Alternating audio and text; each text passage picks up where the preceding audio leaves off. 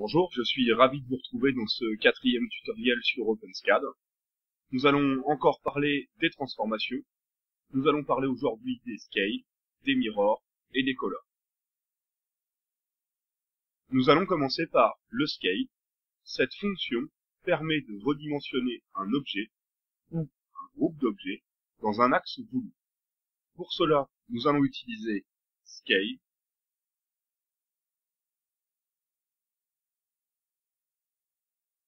On ouvre la parenthèse, on ouvre et on ferme les crochets, et on ferme la parenthèse.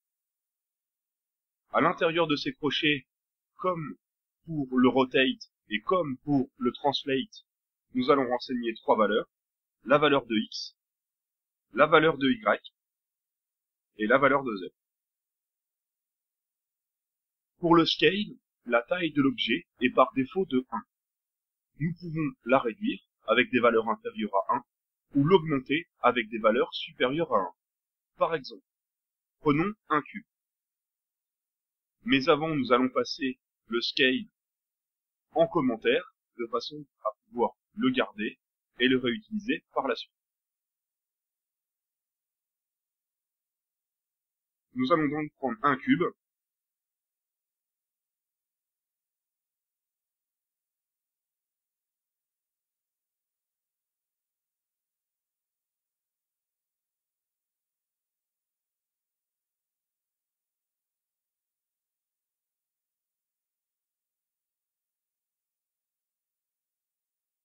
et lui appliquer un scale. Nous allons donc, avant le cube, comme pour les fonctions translate et rotate, nous allons copier l'instruction que nous venons de saisir et la coller devant le cube. Nous allons remplacer la valeur de x par 0,5, c'est-à-dire que la taille de l'objet en x va être diminuée de moitié. En y, elle restera identique, et en z, on va la multiplier par 2. À partir d'un cube de 10 par 10 par 10, notre cube fait maintenant 5 mm en x, 10 mm en y et 20 mm en z. Prenons un autre exemple avec une sphère.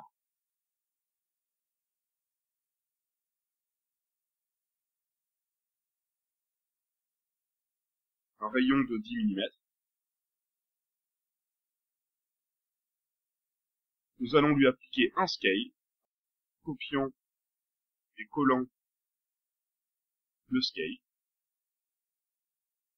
Et nous allions lui appliquer un scale en x de 3, en y de 2 et en z de 1. C'est-à-dire que sa valeur en x ne va plus être d'un rayon de 10, mais d'un rayon de 30. Sa valeur en y ne va plus être d'un rayon de 10, mais d'un rayon de 20. Par contre, sa valeur en z va rester identique à 10.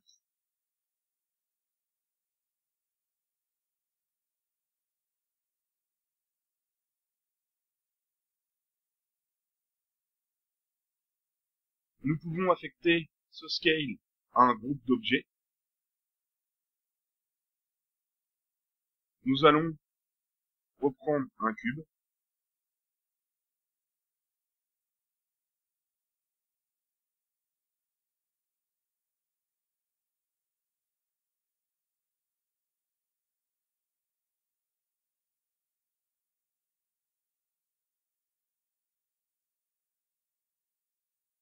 et lui affecter des valeurs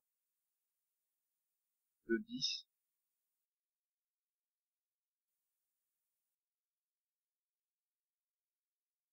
et 10. Puis nous allons prendre un cylindre, nous n'oublions pas le point virgule, cylinder, d'une hauteur de 10 et d'un rayon de 5 mm.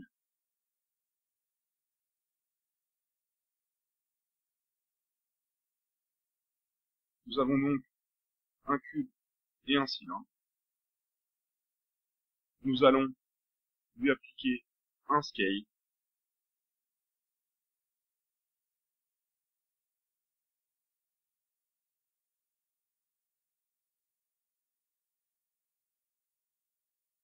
pour que, comme le rotate, comme le translate soit appliqué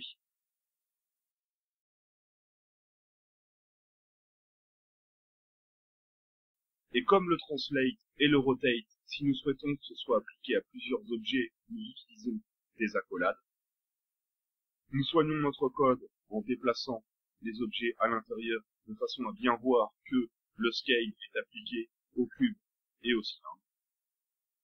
Et nous remplaçons les valeurs de x par 3, c'est-à-dire 3 fois sa valeur, de y par 2 et de z par 10.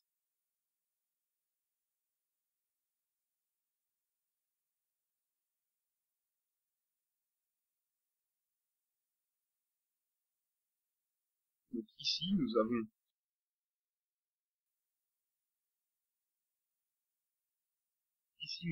un cube et un cylindre sur lequel nous avons appliqué un scale dans les trois axes. Vous voyez, c'est très simple. Les transformations s'utilisent tous de la même façon. Pour le scale, le rotate et le translate, c'est exactement la même chose. Quand nous souhaitons utiliser un scale pour un seul objet, nous utilisons scale sans les accolades et nous plaçons le scale devant l'objet.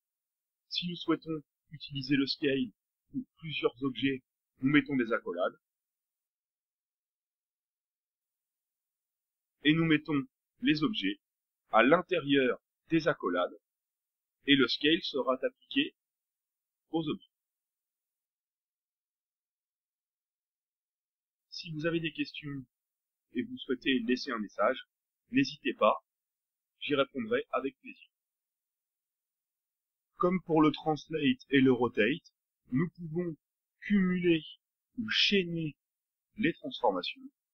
Je vous propose d'ajouter un translate en plus de notre scale.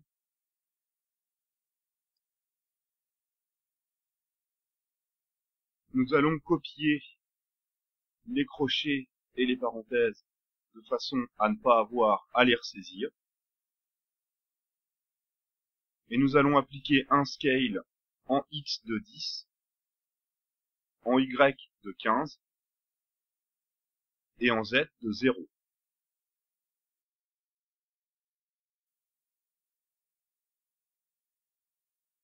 Nous avons donc déplacé et effectué un scale sur le cube et le cylindre.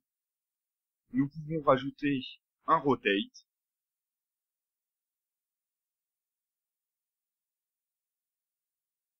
Nous copions et collons la parenthèse et les crochets.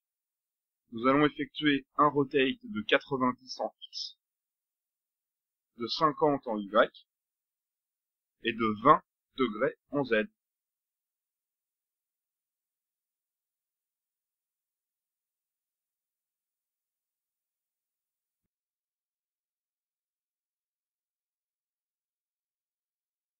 Nous avons donc appliqué ici l'ensemble des transformations que nous connaissons, c'est-à-dire le translate, le rotate et le scale. Nous allons évoquer un point qui me semble important. Entre les différentes transformations, vous avez remarqué qu'il n'y a ni virgule, ni point-virgule. Si nous mettons un point-virgule ou une virgule, cela générera une erreur. Nous allons prendre un exemple ici. On retrouve Error Compilation File. Même chose avec le point de virgule, F5, et on retrouve une erreur. Lorsque vous saisissez soit sur une seule ligne un translate, nous ne mettons absolument rien entre notre translate et notre cylindre. Si nous chaînons les fonctions, nous ne mettons pas de point-virgule ni de virgule. Les points-virgules sont mis uniquement à la fin des instructions, à l'intérieur des accolades. Les fonctions ici qui sont chaînées n'ont pas besoin et ne doivent pas avoir de point-virgule. Nous allons maintenant voir les mirrors. Comme son nom l'indique, la fonction mirror permet d'obtenir le reflet d'un ou de plusieurs objets. Je vous propose de reprendre notre cube et de supprimer les instructions précédentes. Nous allons conserver que le cube. Au-dessus du cube, nous allons écrire mirror. Et comme toutes les transformations, on ouvre la parenthèse, on ouvre et on ferme les crochets, et on ferme la parenthèse. À l'intérieur de ces crochets, nous allons renseigner trois valeurs, la valeur de x, la valeur de y et la valeur de z. Nous allons passer ceci en commentaire de façon à le garder en référence. Nous allons dupliquer notre cube et appliquer la fonction mirror au deuxième cube. Alors, chaque axe, ici dans mirror, nous allons devoir renseigner soit 0 ou 1. 1 va indiquer que le mirror est appliqué. 0 va indiquer qu'il ne l'est pas. Pour x, nous allons donc appliquer 1. Pour y, 0. Et pour z, 0. Devant le premier cube, nous allons rajouter un surlignement de façon à pouvoir les dissocier. Nous allons appuyer sur F5. Et nous avons donc nos deux cubes. Le cube ici est celui qui n'a pas le mirror. Celui-ci est celui qui a le mirror. Ici, nous avons l'axe X. Le mirror est appliqué sur l'axe X. Nous pouvons l'appliquer sur l'axe Y.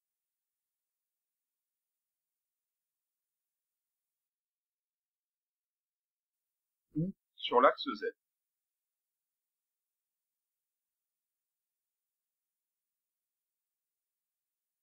Nous pouvons aussi l'appliquer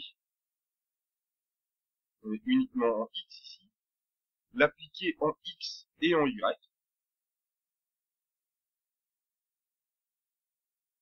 et l'appliquer en X, Y et Z.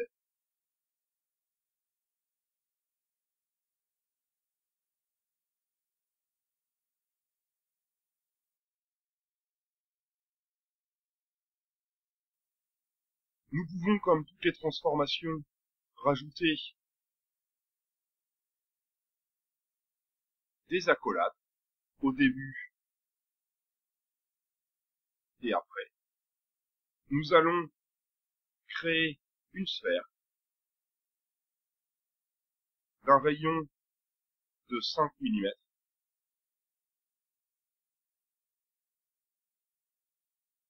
Nous soignons notre code en déplaçant ici et en remontant l'accolade, de façon à bien voir que le mirror est appliqué sur le cube et sur la sphère. Nous allons enlever le mirror en Z et faire un F5. Ici, notre sphère est au centre et le mirror est donc appliqué au centre. Pour pouvoir déplacer cette sphère, nous allons faire un translate. Nous allons copier ici les instructions du mirror et les coller au translate. Nous allons faire un translate de 10 en X et de 10 en Y. Nous allons appuyer sur F5. Et ici, notre sphère n'est que dans le mirror. Nous allons donc reprendre cette sphère et la mettre en dehors du mirror, c'est-à-dire que nous allons la voir en dehors du mirror et dans le mirror. Nous avons ici un mirror en X et Y de deux objets. Nous avons déplacé la sphère parce que celle-ci était au centre et il était difficile de voir l'application du mirror. Nous pouvons le faire uniquement sur l'axe des X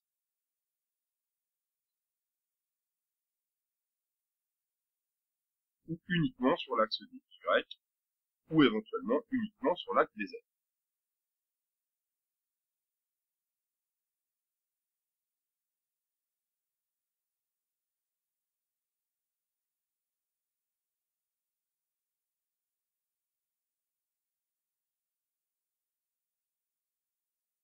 Nous avons donc appliqué un translate dans le mirror, mais nous pourrions appliquer, si nous le souhaitons,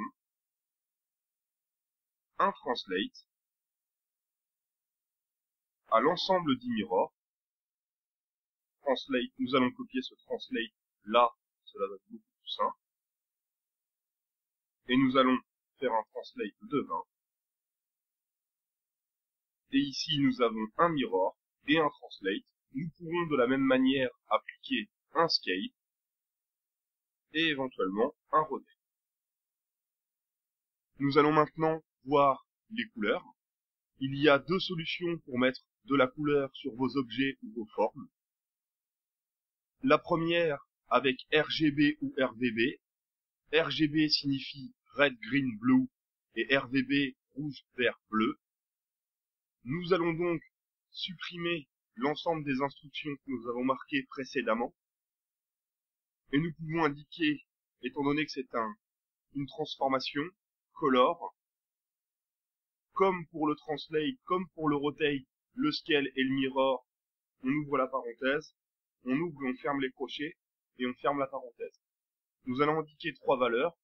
La valeur de R, red ou rouge, la valeur de G, green ou V si c'est R, V, B, et la valeur de B qui va être le bleu.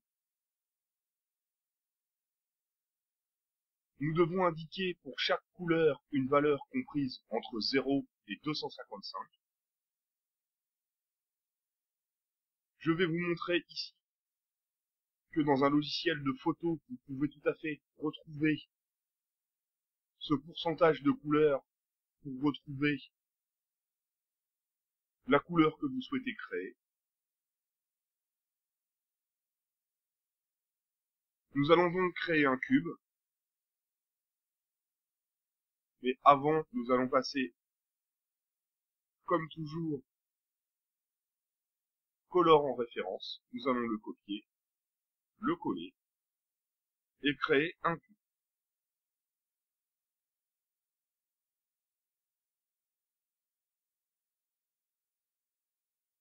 Nous allons appliquer 0 pour le rouge, 0 pour le vert et 100 pour le bleu. Notre cube va donc être bleu. Nous pouvons faire la même chose pour le vert.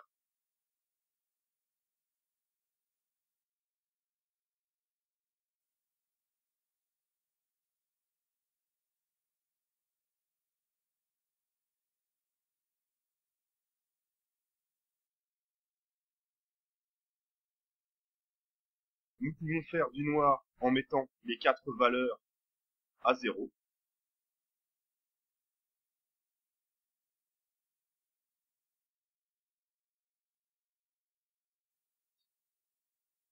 Nous pouvons faire du blanc en mettant les 4 valeurs à 100.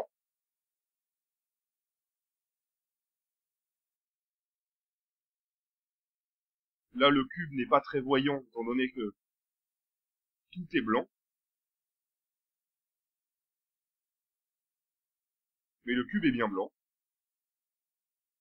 Je vous laisse regarder pour la gamme de couleurs en faisant une recherche à RVB ou RGB sur votre moteur de recherche favori, au hasard, Google par exemple. Concernant Color, vous pouvez placer Color avant ou après les autres instructions Translate, Rotate ou Scale.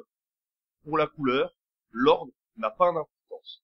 Vous pouvez donc placer le Translate ici. On va passer sur une couleur autre pour pouvoir voir notre cube.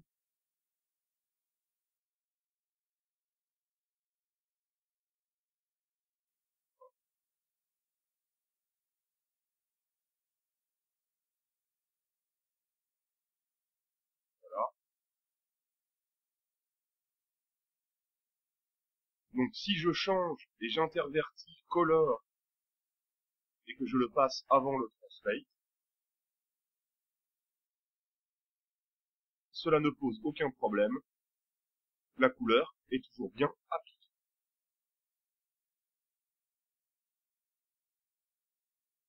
Nous pouvons affecter une couleur à un objet et une couleur à un autre. Nous allons donc enlever le translate. Nous avait simplement servi d'exemple pour la position. Nous allons donc copier ceci et le coller. Nous allons le remplacer par une sphère.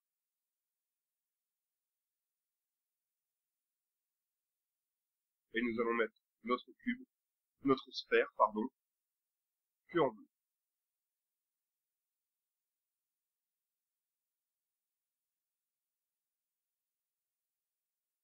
Nous pouvons aussi affecter une couleur à un groupe d'objets. Nous allons réduire la valeur de la sphère, par exemple de 5. Et nous pouvons, comme toutes les transformations, rajouter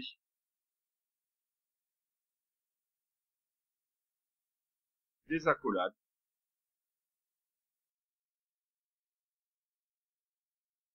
Nous soignons toujours notre code. Et là, nous avons affecté une couleur à un groupe d'objets.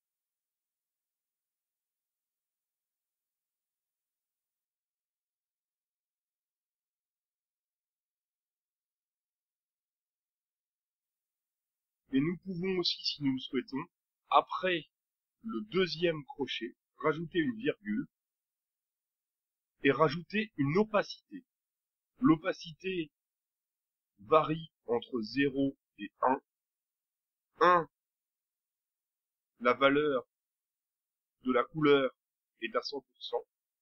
0, la couleur est transparente. Nous allons donc appliquer 0,5 et appuyer sur F5.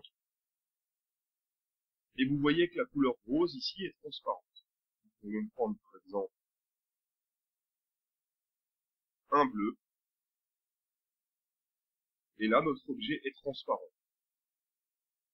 Il est aussi possible de changer cette valeur de 0,5 à 0,2.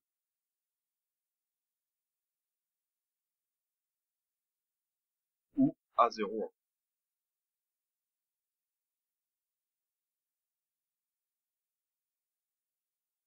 Les colors sont très intéressantes dans OpenSCAD.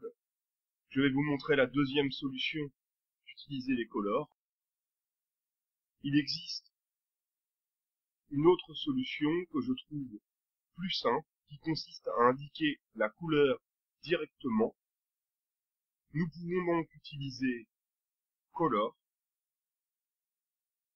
On ouvre la parenthèse, on ouvre les guillemets, on marque le ou par exemple avec un B majuscule, on ferme les guillemets, et on indique ensuite la valeur de l'opacité. Ce n'est pas A, 0,5. Puis nous fermons la parenthèse. Nous allons créer un cube de 10. Et nous pouvons bien évidemment changer la couleur, mettre red,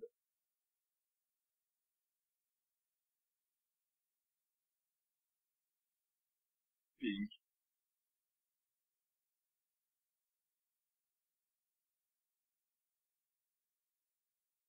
voici la liste des couleurs disponibles. Je mettrai le lien dans la description. Et je pense que cette solution est quand même beaucoup plus simple que d'utiliser des couleurs RVB ou RGB qui ne sont que des chiffres et qui sont plus difficiles à appréhender plutôt que d'avoir directement le nom de la couleur. Nous pouvons l'appliquer à un deuxième objet. Donc nous allons le dupliquer. Nous allons passer sur une couleur red.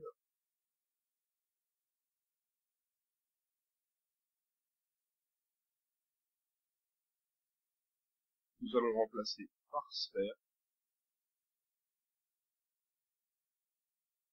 Diminuer sa taille. Donc là nous avons deux objets qui ont deux couleurs différentes. Mais nous pouvons aussi, comme tout à l'heure, et comme toutes les transformations, rajouter avons des accolades